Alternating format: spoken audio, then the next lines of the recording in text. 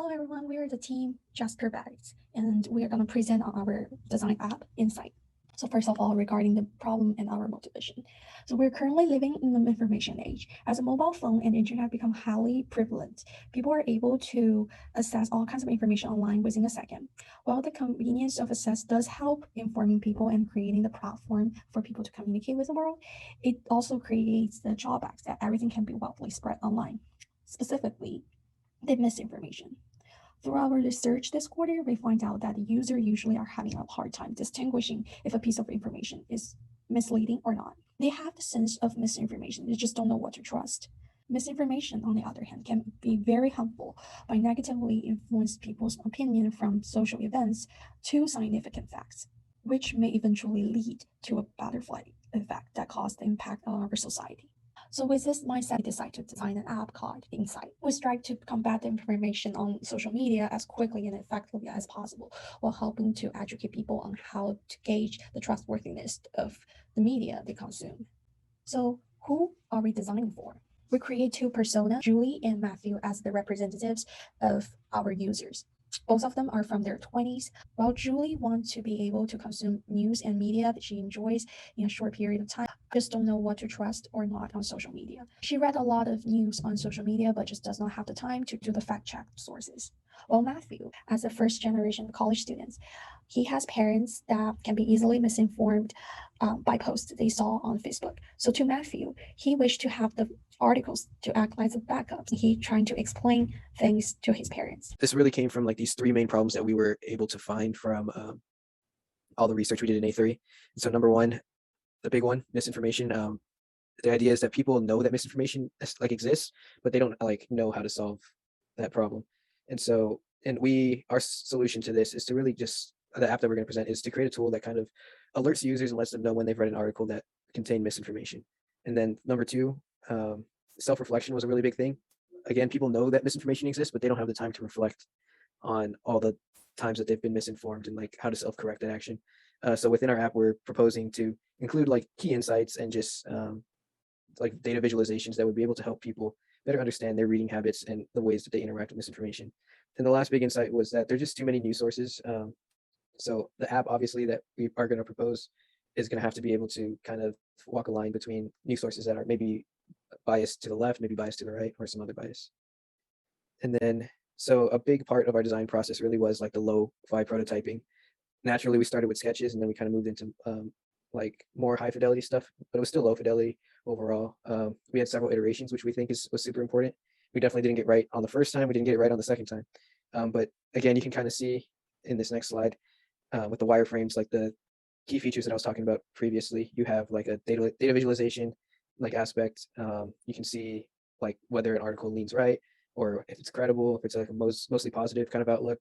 And then on the right side of the slide, you see like all the times it's been flagged for misinformation. So the focus of our app really is to present all this information to the users and make it clear to them that they're either being misinformed or that all the data insights can help them reflect on their reading. Now moving on to our mood board and style guide. So for our mood board, since the purpose of our app was to make it easier to search for articles and verify their credibility, the theme of our mood board was like academic and scholarly. We used a lot of blues because we felt like blue is a very intuitive color and very intelligent. And then for our style guide, we color picked some of the colors from our mood board. Since the purpose of this app requires a lot of reading and education, we chose pretty basic looking fonts to make sure that everything was legible and simplistic so that our app would be easy to use and read for anyone. So we have quite a few features on our app, QR code in the corner if you'd like to check it out. First one being the Insights feature. When you click on the Insights tab, it gives you an overview of the types of articles you've read, telling you the average political leaning, your most read tags, the misinformation articles you've encountered, etc. If you click on the Article History tab, you'll be able to see how the political leaning of the articles you've been reading have changed over time. And then next, we have the key feature, the search feature, which comes with a tagging feature. It's basically like any search bar function with the addition that you can filter articles by tags to help narrow down your search. And then article details. So when you click on an article, you'll be able to see the full article, its political leaning, credibility, and feedback from other users. The next thing we want to show you guys is the bookmarking feature. After selecting the article that you wish to save for any reason, you tap on the icon that looks like a bookmark. From there, the article will be moved to your bookmarks list that can be easily accessed from the side hamburger menu. We wanted to implement this feature because we thought it would be useful to save any articles that you may want to bring up more easily in the future. Moving on to the last and probably most important feature that our application provides, if an article that the user read previously is flagged for misinformation, the application will immediately let the user know through a notification similar to those you get from numerous other apps. The application itself includes a directly accessible list of notifications that will take you to the details of the article that was flagged, which will then display sources to illustrate why it was marked as misinformation. Next up is a summary of our user testing and how we used it to refine our prototype. Our in-class lo-fi user testing consisted of several tasks utilizing the features described earlier in this presentation. We took notes on any difficulties that the users had when completing these tasks and then followed up with some questions to gauge the users' feelings and opinions on the design.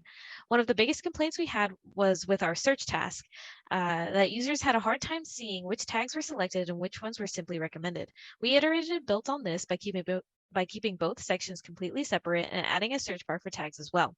Our home screen really wasn't much of a home at first, and our users definitely noticed. You can see the development between the two images on this slide, where it went from basically a list of articles to better organized suggested news.